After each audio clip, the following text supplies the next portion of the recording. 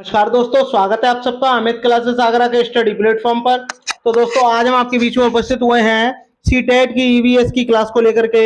इसमें हमने टॉप 30 प्रश्नों को शामिल किया हुआ है और ये प्रश्न दोस्तों बार बार परीक्षा में पूछे गए हैं, नए पैटर्न के प्रश्न है और इससे बाहर एग्जाम में कुछ भी नहीं आएगा। तो देखिएगा इस वीडियो को एंड तक। और हाँ, अगर आपने अभी तक हमारे चैनल को सब्सक्राइब नहीं किया हुआ है तो प्लीज सब्सक्राइब कर लें और बेल आइकन को भी प्रेस कर दें। चलिए बात करते हैं दोस्तों क्वेश्चन नंबर फर्स्ट की। इसमें बोला गया है संविधान सभा ने राष्ट्रगान को कब अपनाया था? बताइए कब अपनाया था? 20 जनवरी 1950 को, 24 जनवरी 1950 को, 21 मई 1949 को, 13 नवंबर 1949 को। बताइए। तो बात करते हैं दोस्तों राष्ट्रगान की। तो इसको कब अपनाया गया था? 24 जनवरी 1950 को अपनाया गया था। तो इसका राइट आंसर क्या हो जाएगा? ऑप्शन नंबर इसका बी लॉक हो जाएगा दोस्तों। और बात करते हैं इसके राष्ट्रगान की। तो राष्ट्रगान जो होता है दोस्तों ये टोटल 52 सेकंड का होता है और 52 सेकंड के का जो राष्ट्रगान है इसको हम क्या बोलते हैं? मॉर्निंग सॉन्ग भी बोलते हैं, मॉर्निंग सॉन्ग ऑफ इंडिया बोलते हैं। और बात करते हैं ये सर्वप्रथम कहाँ गाया गया था? ये गाया गया था 27 दिसंबर 1911 को कलकत्ता में गाया गया था। बहुत ही इंपॉर्टेंट क्वेश्चन है दोस्तों। चलिए आगे बढ़ते हैं question number second. Question number second है दोस्तों, इसमें बोला गया है पुष्कर मेला। जो पुष्कर मेला है कहाँ आयोजित किया जाता है? आप जानते हो पुष्कर मेला ये कहाँ का मेला है? राजस्थान का है। लेकिन राजस्थान में भी कहाँ का, ये आपको इसमें बताना है। बताइए जयपुर का है, उदयपुर का है, जोधपुर का है या अजमेर का है? बताइए। तो इस क्वेश्चन का जो राइट आंसर होगा दोस्तों ऑप्शन नंबर डी हो जाएगा दोस्तों। कहाँ का है? अजमेर का है। पुष्कर मेला में क्या होता है? ऊंट जो होते हैं उनकी क्या रेस होती है। चलिए आगे बढ़ते हैं question number third. Question number third में आपसे बोला गया है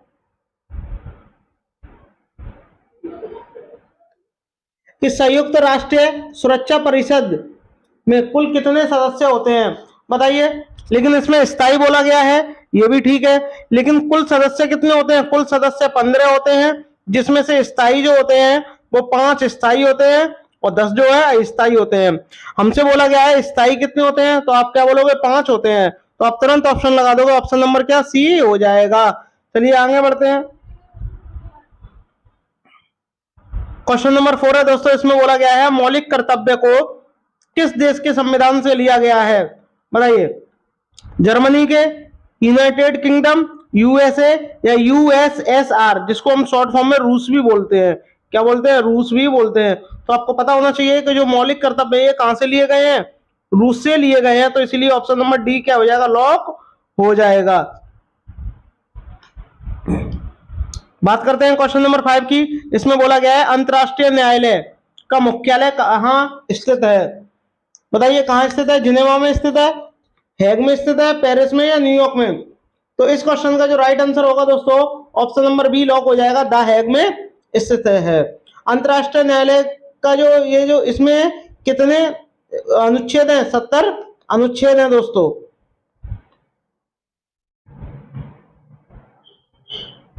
मध्य प्रदेश में कौन सा शहर झीलों का शहर कहलाता है? ये आपको बताना है। भोपाल कहलाता है, उज्जैन, इंदौर या ग्वालियर? बताइए।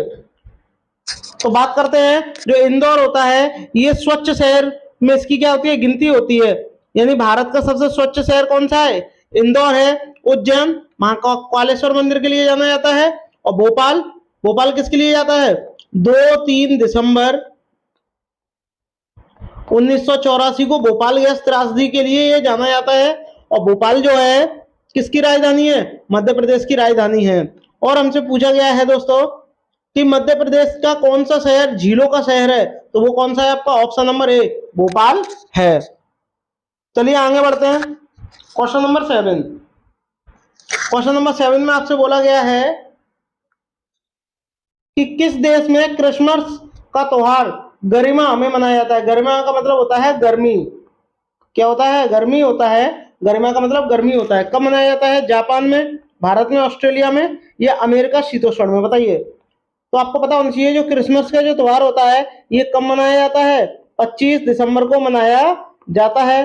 और 25 दिसंबर को तो ठीक है, लेकिन भारत में बात करें तो 25 सितंबर को क्या होती है? काफी सर्दी होती है।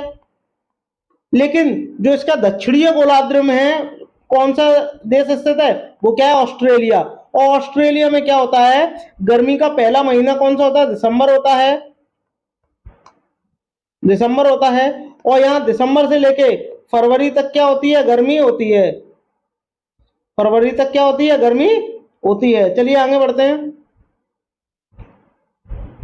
क्वेश्चन नंबर 8, राज्यसभा में होने वाली सभी सभाओं की अध्यक्षता कौन करता है, बताइए। उपराष्ट्रपति करता है, राष्ट्रपति करता है, प्रधानमंत्री या भारत का मुख्य न्यायाधीश करता है, बताइए, जल्दी से कमेंट करिए कौन करता है। तो इस क्वेश्चन का जो राइट आंसर होगा दोस्तों, वो ऑप्शन नंबर ए हो जाएगा, उपराष्ट्रपति करता है।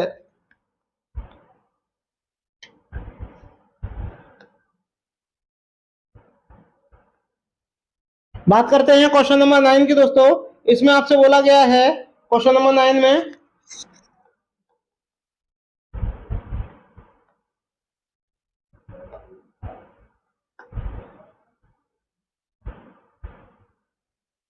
एक दो तीन, बात करते हैं क्वेश्चन नंबर 9 की, कौन सा भारत का साहित्य स्रोत है, बताइए। यानी सबसे पुराना जो स्रोत है साहित्य का, वो कौन सा है, ऋग्वेद है, सामवेद है, यजुर्वेद है, अथर्ववेद है। तो इस क्वेश्चन का जो राइट आंसर होगा दोस्तों, ऑप्शन नंबर ए के साथ लॉक हो जाएगा, कौन सा है, ऋग्वेद है। बात करते हैं क्वेश्चन नंबर 10 की, भारत की प्रथम महिला आईपीएस अफसर कौन थी, बताइए। प्रतिभा पाटिल है, किरण बेदी है, प्रज्ञा नायडू है, या हंसा मेहता है, बताइए कौन है।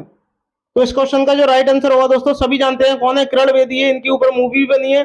और ये जो आईपीएस है 1972 का ये बैच के द्वारा ये आईपीएस बनी थी, और वर्तमान में ये राज्यपाल है पुदुचेरी की। क्वेश्चन नंबर 11 है दोस्तों, सिख धर्म के संस्थापक कौन है, गुरु तेज बहादुर, गुरु गोविंद सिंह, गुरु अर्जुन देव या गुरु नानक। तो इस क्वेश्चन का जो राइट आंसर होगा दोस्तों, ऑप्शन नंबर डी लॉक हो जाएगा। गुरु नानक का जन्म कहाँ हुआ था, पंजाब में हुआ था। और पंजाब जो है, पंजाब को किस नाम से जाना जाता है, बताइए। 5 नदियों का शहर किसे कहते हैं, पंजाब को कहते हैं।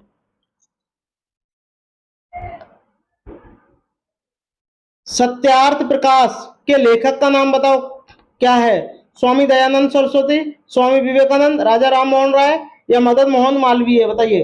तो इस क्वेश्चन का जो राइट आंसर होगा दोस्तों, ऑप्शन नंबर ए के साथ लॉक हो जाएगा, option number A, Swami Dayanand Saraswati.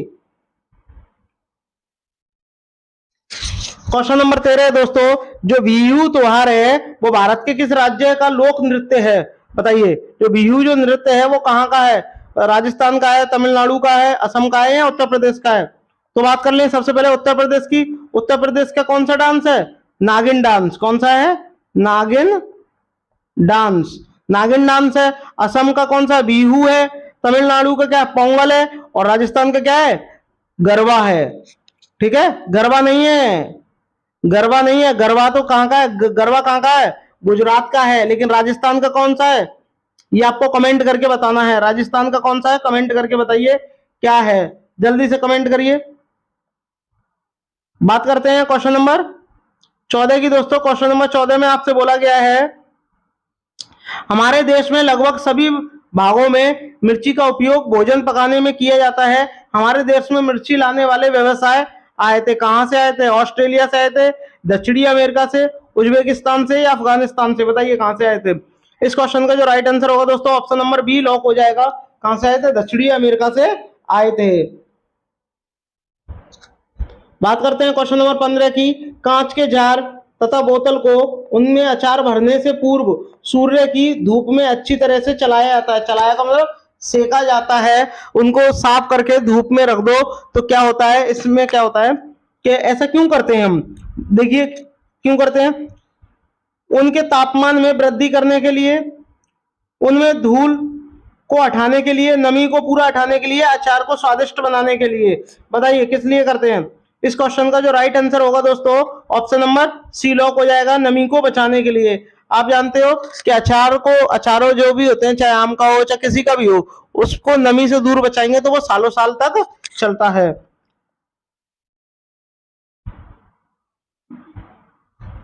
बात करते हैं क्वेश्चन नंबर आपके 16 की। रेनू की दादी उसे एक सूखा कुआं दिखाते हुए बताती है कि 15 से 20 वर्ष पहले कुएं में पानी था, लेकिन अब यह पूरी तरीके से सूख गया, यानी कुएं में पानी है ही नहीं है, और अब यह पूरी तरीके से सूख गया है। कुएं में पानी सूखने का क्या कारण हो सकता है, ये आपको बताना है। ये इसके स्टेटमेंट दिए गए हैं। अब आपको पता लगाना है कि इनमें से कौन सा स्टेटमेंट करेक्ट है।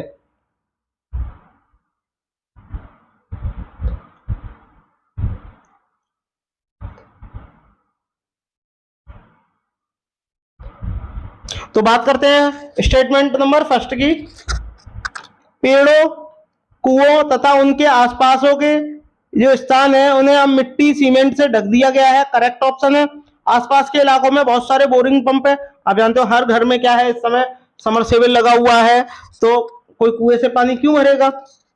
प्रत्येक व्यक्ति को अपने घर में अब नल होने के कारण कोई भी कुआं का प्रयोग नहीं करता। भाई नल तो बहुत दूर की बात है, नल में तो पानी भी नहीं आता, और कुएं तो सूख ही चुके हैं। तो ये वाला ऑप्शन क्या गलत हो जाएगा, यानी पहला दूसरा सही है। तो ऑप्शन नंबर क्या हो जाएगा, ए इसका करेक्ट हो जाएगा, यानी पहला स्टेटमेंट सही है और दूसरा स्टेटमेंट करेक्ट है। चलिए आगे बढ़ते हैं। Question number 17। क्वेश्चन नंबर 17 में आपसे क्या बोला गया है, कक्षा 5वीं की पर्यावरण अध्ययन की पाठ्य पुस्तक का एक पाठ, उसी से ठंडा उसी से गर्म, उसी से ठंडा उसी से गर्म, ये जाकिर हुसैन, डॉक्टर जाकिर हुसैन द्वारा लिखी गई एक कहानी है, करेक्ट है। उन्होंने बच्चों के लिए ऐसी कहानियां लिखी हैं। अपनी मृत्यु के समय वे क्या थे, बताइए। तो सबसे पहले मैं आपको बता दूं, जो डॉक्टर जाकिर हुसैन थे वो भारत के 3 बार राष्ट्रपति बन चुके हैं दोस्तों, भारत के 3 बार राष्ट्रपति बन चुके हैं। और इनका जो मृत्यु हुई थी दोस्तों वो कब हुई थी, 3 मई 1969 को इनकी क्या हुई थी, मृत्यु हुई थी। और मृत्यु के समय ये क्या थे, भारत के राष्ट्रपति थे, और ये भारत के 3 बार राष्ट्रपति रह चुके हैं। मुख्य न्यायाधीश गलत हो जाएगा, उपराष्ट्रपति गलत हो जाएगा, और प्रधानमंत्री तो कतई गलत हो जाएगा दोस्तों। चलिए आगे बढ़ते हैं। क्वेश्चन नंबर 18, इसमें हमसे बोला गया है ब्रेल लिपि में, ब्रेल लिपि की बात आती है दोस्तों, तो आपको पता होना चाहिए कि इसका जो इसमें इसकी आविष्कार किसने किया था, इसका आविष्कार किसने किया था, ये आपको पता होना चाहिए। किसने किया था आविष्कार, लुई ब्रेल ने किया था। किसने किया था, लुई ब्रेल ने किया था। और उस समय जब इसका आविष्कार हुआ था दोस्तों, तो इसमें टोटल कितने बिंदु थे, 12 बिंदु थे, लेकिन वर्तमान में इसके कितने 6 बिंदु रह गए हैं। और इसका जो आविष्कार हुआ था वो कब हुआ था, 1821 में हुआ था। ये दृष्टिबंधित जो लोग होते हैं उनके लिए होता है। इनमें क्या होता है, इनमें अक्षरे काफी मोटे होते हैं, उभरे हुए होते हैं, जिससे वह अक्षरों का ज्ञान पता लगा लेते हैं कि कौन सा अक्षर क्या लिखा हुआ है। तो इसमें हमसे पूछा गया है, मोटे कागज पर उभरे हुए बिंदु बने होते हैं, यह लिपि आधारित होती है 6 बिंदुओं पर, 8 बिंदुओं पर, 10 बिंदुओं पर, 4 बिंदुओं पर। जैसा कि मैंने बताया था कि जब ये लिपि बनाई गई थी 1821 में, तो तब इसमें कितने बिंदु थे, 12 थे, लेकिन अब प्रेजेंट में इसमें कितने हैं, 6 बिंदु रह गए हैं। तो ऑप्शन ए जो है इसका करेक्ट आंसर हो जाएगा। चलिए आगे बढ़ते हैं। क्वेश्चन नंबर 19, हमारे देश के किस राज्य में खाने की चीजें जैसे टेपियोका और नारियल को लोग अपने घरों आंगनों में उगाते हैं और उन्हें इनसे खाना बनाकर बहुत ही स्वाद से खाते हैं। तो ये आपको बताना है कहाँ के लोग करते हैं, बताइए। असम के लोग करते हैं, गोवा के करते हैं, केरल के करते हैं, आंध्र प्रदेश के करते हैं। तो बात कर लेते हैं सबसे पहले असम की। इसका जो नृत्य है वो क्या है, बिहू है दोस्तों, ठीक है, बिहू है। और गोवा की बात करें, गोवा का क्या है, मांडी है, इसकी राजधानी जो है वो पणजी है। केरल की बात करें, केरल में क्या है, शांत घाटी है दोस्तों, शांत घाटी है, यानी साइलेंट वैली जिसे कहते हैं, ठीक है। अब बात करते हैं कि पोचमपल्ली जिला कहाँ स्थित है, ये आपका आंध्र प्रदेश में स्थित है।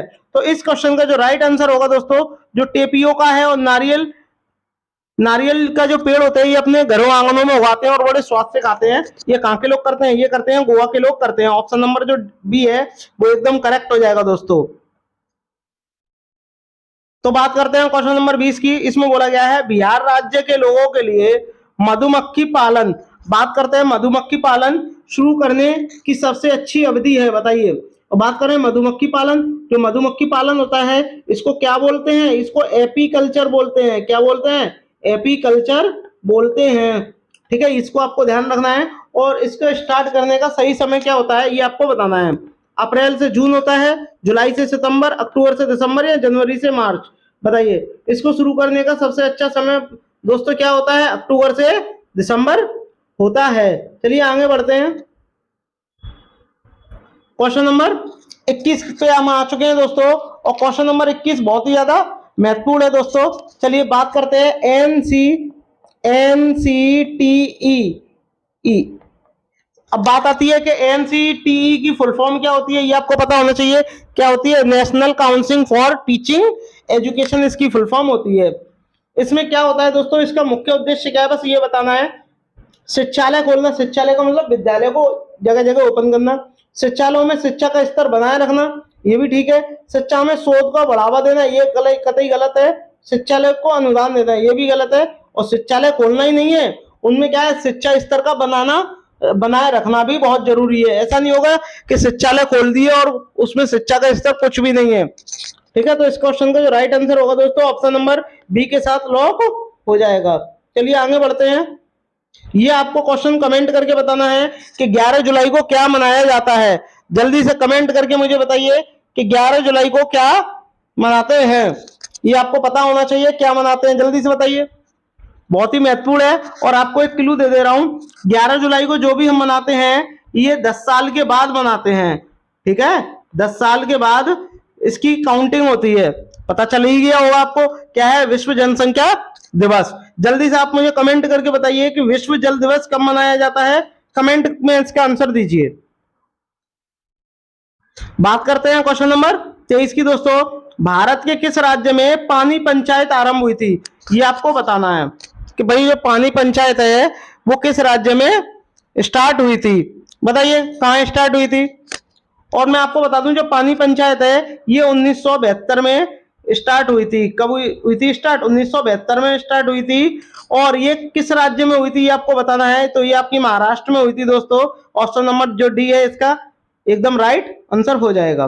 बात करते हैं क्वेश्चन नंबर 24 की दोस्तों। स्पर्श गंगा अभियान, स्पर्श गंगा अभियान यानी गंगा की सफाई से संबंधित है। इसका मुख्य उद्देश्य क्या है वो मैंने आपको बता दिया। स्वास्थ्य सुरक्षा तो होगा ही नहीं, नदियों को जोड़ना ये भी नहीं है, मंदिर दे दिया ये वैसे ही गलत हो गया। तो एक ही ऑप्शन बचा, ऑप्शन नंबर बी, गंगा की सुरक्षा के लिए इसे चलाया गया था दोस्तों। बात करते हैं क्वेश्चन नंबर 25 की दोस्तों। इसमें बोला गया है आपको कि कौन सा रासायनिक जो उर्वरक है का उदाहरण नहीं है। बताइए कौन सा नहीं है। देखिए यूरिया तो होता ही होता है, पोटास भी होता है, फॉस्फेट भी होता है, लेकिन कंपोस्ट नहीं होता। और आपको बताना है नेगेटिव, तो तुरंत आपको पता चलेगा ऑप्शन नंबर जो डी है वो एकदम करेक्ट है। कंपोस्ट जो है उर्वरक क्षमता को नहीं बढ़ाता। चलिए आगे बढ़ते हैं। बात करते हैं क्वेश्चन नंबर 26। इसमें बोला गया एक शिक्षिका तनावग्रस्त बच्चे, तनावग्रस्त का मतलब ज्यादा तनाव ले रहा है, ठीक है, बच्चे को की पहचान कर सकती है। जब बच्चा निम्नलिखित में से कैसा व्यवहार करेगा वो कब पहचान करेगी कि ये तनावग्रस्त है। ये आपको बताना है।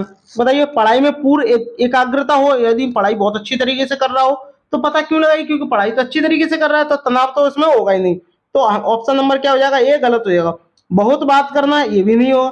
भाई तनाव होगा तो वो बात ही क्यों करेगा। हाइपर एक्टिविटी, हाइपर यानी अति सक्रियता से क्या एक्टिविटी करना, तो ये तो वैसे ही गलत हो गया।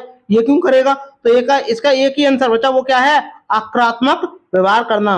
ठीक है, यानी अच्छी तरीके से व्यवहार ना करना, किसी से बात नहीं करना, कोई इससे अच्छी तरीके से बात कर रहा है तो उसको उल्टा जवाब देना, ये क्या हो गया? इसका व्यवहार हो गया। तो तुरंत पता लगा लेगी कि क्या है, बच्चा तनावग्रस्त है। बात करते हैं क्वेश्चन नंबर 27 की। इसमें आपसे बोला गया है कि मधुमक्खी पालन का सही कथन आपको बताना है क्या है, और आपको स्टेटमेंट भी दिए गए हैं। तो इन स्टेटमेंट की सहायता से आपको पता लगाना है। तो पहला स्टेटमेंट क्या है कि पहला स्टेटमेंट क्या है ये आपको देखना है। तो देखिएगा पहला स्टेटमेंट अब हम पढ़ते हैं। तो देखिएगा पहला स्टेटमेंट में हमसे क्या बोला गया है। पहले स्टेटमेंट में हमसे बोला गया है मधुमक्खी पालन शुरू करने का सबसे अच्छा समय जनवरी से मार्च तक का है। अभी अभी मैंने आपको पढ़ाया है कि मधुमक्खी पालन करने का सबसे सही समय क्या है? अक्टूबर से दिसंबर, लेकिन ये तो जनवरी से मार्च कह रहा है, तो ये तो वैसे ही गलत हो गया। पहला तो होगा ही नहीं। देखो पहला इसमें भी है, ये भी गलत हो गया, ये भी गलत हो गया। अब देखते हैं कि आगे क्या बोला गया है। आगे जो भी बोला गया है उसी के आधार पर हम इसको करेंगे। तो देखिएगा क्या बोला गया है, लीची के फूल मधुमक्खियों को लुभाते हैं, ये तो एकदम करेक्ट है। तो सेकंड जिसमें होगा वो सही होगा। मधुमक्खी पालन तथा उनके उत्पादित शहद का भंडारण करने के लिए बक्सों की आवश्यकता होती है, ये भी करेक्ट है। मधुमक्खियों के लिए मीठा घोल, ये गोल नहीं है घोल होगा, बनाने के लिए चीनी खरीदी जाती है, ये भी करेक्ट है। तो ये क्या हो जाएगा, ऑप्शन नंबर सी के साथ चला जाएगा। और ये गोल नहीं होगा, घोल होगा। क्या होगा, घोल बनाकर उनको दिया जाता है। चलिए बात करते हैं क्वेश्चन नंबर 28 की दोस्तों। इसमें आपसे क्या बोला गया है, अबू धाबी के बारे में हमें सही कथन हमें बताना है कि क्या होगा। अबू धाबी यानी दुबई के बारे में सही कथन क्या है। यह रेगिस्तानी इलाका है, आप जानते हो दुबई में क्या है, रेत पे ही टिका हुआ है दुबई, तो पहला ऑप्शन तो करेक्ट हो जाएगा। अबू धाबी में पानी जो है, यानी जो वाटर जो है वो क्या है, पेट्रोल से भी महंगा है, करेक्ट है।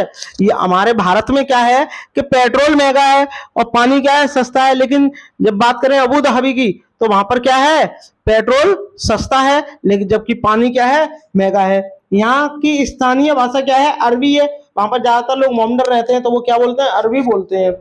ठीक है, सही कथन हमें चुनना है। अबू धाबी की मुद्रा को दिनार कहते हैं, ये तो गलत हो गया। वहां की मुद्रा क्या है, डॉलर है।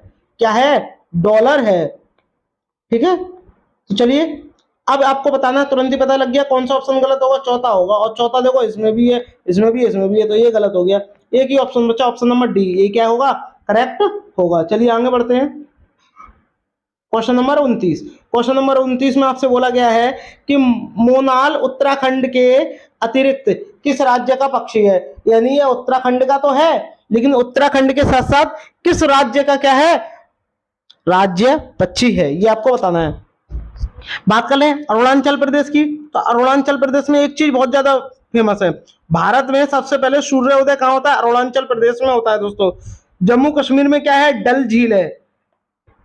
क्या है, डल झील है। शेषनाग झील है, जम्मू कश्मीर में स्थित है। हिमाचल प्रदेश की बात करें तो रोहतांग सुरंग जो है हिमाचल प्रदेश में स्थित है। मेघालय की बात करें तो सबसे ज्यादा बारिश होने वाला क्षेत्र क्या है, मेघालय का मानसरोवर।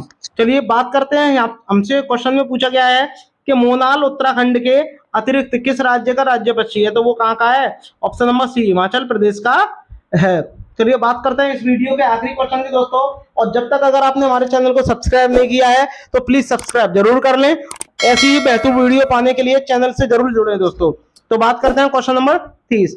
भारत में बाढ़ संबंधी, यानी जो भारत में बाढ़ संबंधी चेतावनी जारी कौन करता है, केंद्रीय जल आयोग करता है, करेक्ट है। ये भी सिंचाई एवं बाढ़ नियंत्रण ये भी करता है, जल संसाधन ये भी करता है, उपरोक्त सभी। तो इसके क्या है, ये तीनों ही करते हैं। कौन करते हैं, ये भी करता है, ये भी करता है, ये भी, यानी ये तीनों ही क्या है, करेक्ट है। तो इस क्वेश्चन का जो राइट आंसर होगा दोस्तों, ऑप्शन नंबर डी लॉक हो जाएगा दोस्तों।